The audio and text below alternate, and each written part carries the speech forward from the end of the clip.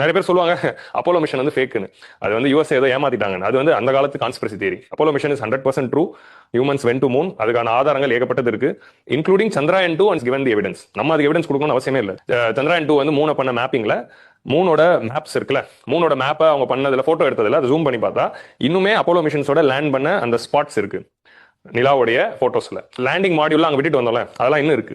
So அப்படி இருக்கும்போது it has happen. இந்த கான்ஸ்பிரசி யாராவது நம்பிட்டு இருந்தீங்கன்னா அதெல்லாம் கான்ஸ்பிரசி கிடையாது.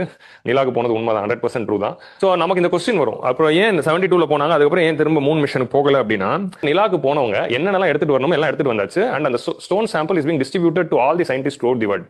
ஏங்க ரஷ்யாவும் சைனாவும் அந்த கான்ஸ்பிரசி என்ன பண்ணும்? உங்களுக்கு புரியுதா?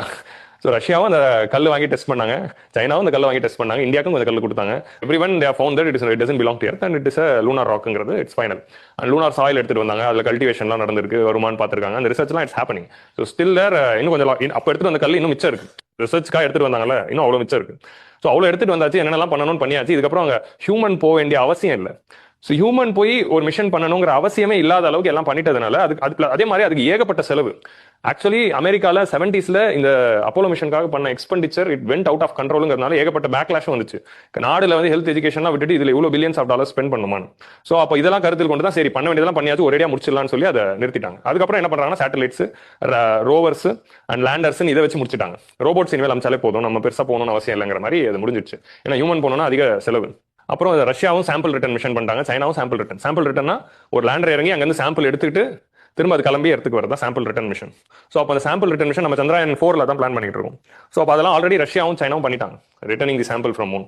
ஸோ அப்போ அந்த மாதிரி போயிடலாம் அப்படின்னு போறாங்க. ஸோ அதனால 50 வருஷங்கள் அதுக்கு தேவை இல்லை.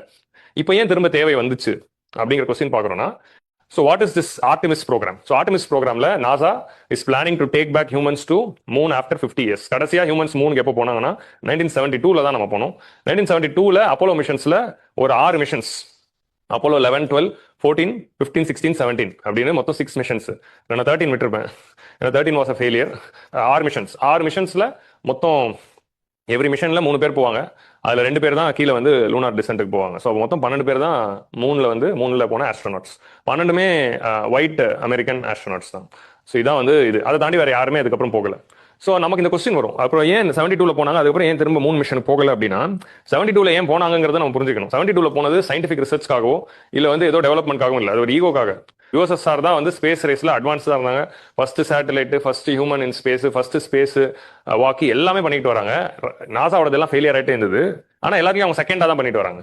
ஸோ ஸ்பேஸ் ரேஸ்ல நம்மளும் ஏதாவது ஒன்று ஃபர்ஸ்ட் பண்ணணும் அப்படிங்கிற அந்த ஒரு நோக்கத்துல தான் நாங்க வந்து மூணுக்கு போற ஃபர்ஸ்ட் ஹியூமன் நம்ம தான் அனுப்புவோம் அப்படின்ட்டாரு ஜான் எஃப் கென்னடி.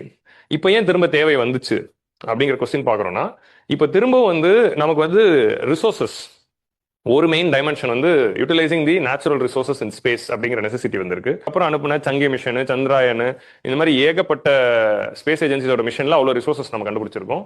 அந்த எல்லாத்தையுமே மெட்டீரியலைஸ் பண்ணலாம் அப்படின்றதுனால ஆரம்பிச்சிருக்கோம். ஸோ அப்போ இந்த சவுத் போல்ல வாட்டர் இருக்குன்னு தெரிஞ்சோடனே அப்போ அந்த ஸ்பாட்டை நம்ம வச்சுக்கலாம். 2வது டைமென்ஷன் வந்து என்ன இருக்குன்னா, இன்டர் பிளானட்டரி மூவ்மெண்ட்டுக்கு நம்ம ட்ரை பண்ணணும் அப்படிங்கிற அந்த ஒரு ஸ்டெப்பையும் வந்து ஹியூமன்ஸ் எடுத்திருக்காங்க. ஸோ அப்போ நம்ம மார்ஸுக்கு வந்து அடுத்த ஒரு ஜேர்னி போகணும், அதர் பிளானட்ஸ்க்கும் போகணும் அப்படி.